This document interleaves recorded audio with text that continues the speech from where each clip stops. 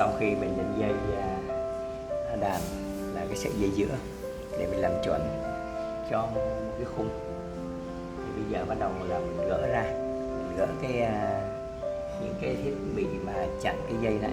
Mình lên dây thì một nốt nó có 3 dây, mình lên dây giữa làm chuẩn, rồi hai dây bên cạnh là mình lên theo cái dây giữa, nhưng lên từng dây bên trái xong lên bên phải, lên bên trái xong lên bên phải để cho hết một khung octave nó nằm khoảng ở giữa này, octave 4 5 6 3 4 5. Rồi xong mình trở về dây bass, rồi mình trở lên trên dây phần octave 7 8 để cho nó cân cái đàn ha.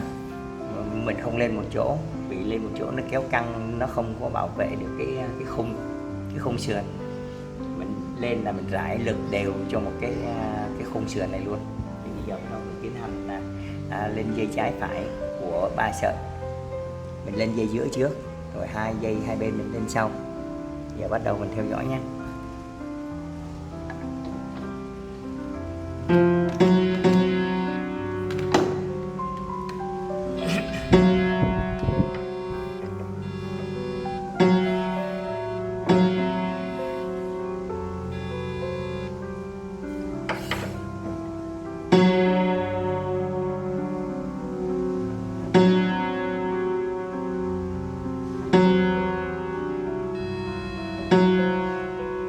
Ba sợi nó đồng một âm, mình lắng nghe ba sợi nó đồng một âm là được ha.